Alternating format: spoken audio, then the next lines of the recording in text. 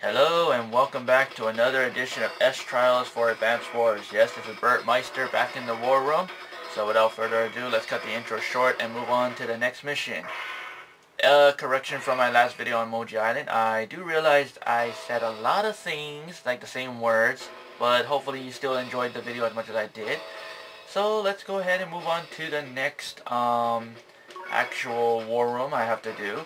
Yes, after embarrassing the Blue Moon, it's time to embarrass another seal. Yes, we're moving on to Yellow Comet territory, and the enemy is Kanbei, who's in charge of Dual Falls. A seal in which, quite frankly, I have a lot of things to say, so let's go ahead and use the strongman once again, Max. Let's do this, buddy. Now, the thing about this war room is you want to complete it in 13 days to get a perfect S if you want your speed meter to go all the way to 333. The power, you have to destroy up to 3 to 4 units to get that 333. And finally your technique, don't lose more than 1 to 2 or 3 units depending on how many units you build in this war room. That's how many you don't want to lose. So basically on day 1 you want to build 2 infantries and then the transport chopper. Ignore everything that's on this side because you won't need to unless you want to build a lot more troops to prevent your technique from going down, because that's what you're going to really need. Now, the one thing I'm going to basically talk about Kanbei is how pathetic he is in this version.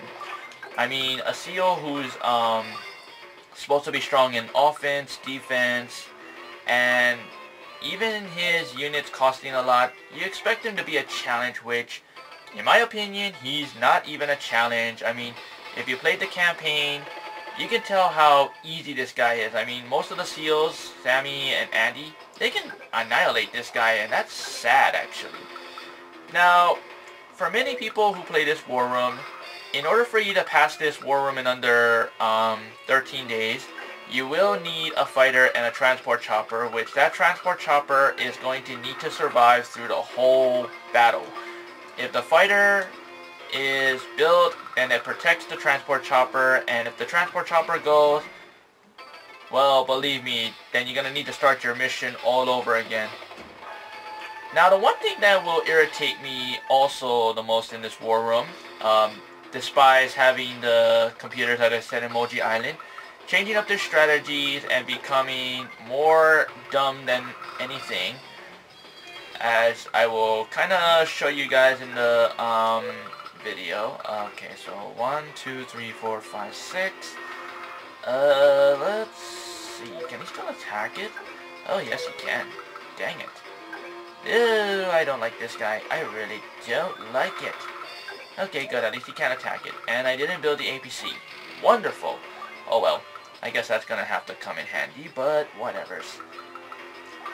Now, even though this is day 4, the one thing that's going to really worry me and irritate me from beyond the games of Advanced Wars is that A-gun he built right there. Now, even though air units can be destroyed by that A-gun very fast, the only thing that's just going to irritate me the most is if that A-gun does not cooperate. Believe me, I've had that AA gun go right into the HQ after I've mainly destroyed most of its units, which, in my opinion, that is annoying and very irritating, but dang, I just hate it when these computers switch their strategy. They don't know how to keep their strategy the way it is. It's like they either turn stupid or smart, and quite frankly, I hate it. Now, even though the tricky thing about it is, I really won't go for that first battle chopper, because as you can see, it's going to move right inside and annihilate it. Oh wait, no, I don't think it will. Wow, that's something. But still, he has a slight chance to move it, so, Alrighty then. I will do it just for nostalgic sake, because I want to see what he's going to do. If he's going to cooperate by moving the A-gun out of there, I want to see what happens. If he does cooperate, then that's a good thing. If he doesn't cooperate, then yeah, we're going to have a problem here. And really, I don't like having problems at all in this war room. And yeah, I'm going to need all the bombers I can for my viewers out there who wonder why I'm building so many bombers. Thank you, Kanbei. You cooperated. For the first time in your stupidity life, you made the BertMyster's day. So now I get to catch your HQ a little quicker, I think. So thank you for cutting me some slack. Even though I really don't know why, but I guess you hate computers in your profile? Really, you should like computers. I mean, they're the ultimate thing that makes technologies better. But I guess you should listen to your daughter also, because she yells at you every time you mess up, dude. Which is sad. I won't complain, or will I argue about it. Oh, you idiot. Oh, no, no, no, no, no, no, no. Oh, no, that is not good at all. Oh, man, he's really bringing the house down. Yes, he is. He really wants to bring all those units and attack my infantry, which, in my opinion, is a negative. Oh, man. Kanbei, why can't you just cooperate and make it easy for me? I know I'm trying to embarrass you in this war room, but you don't have to basically try to make yourself look bad.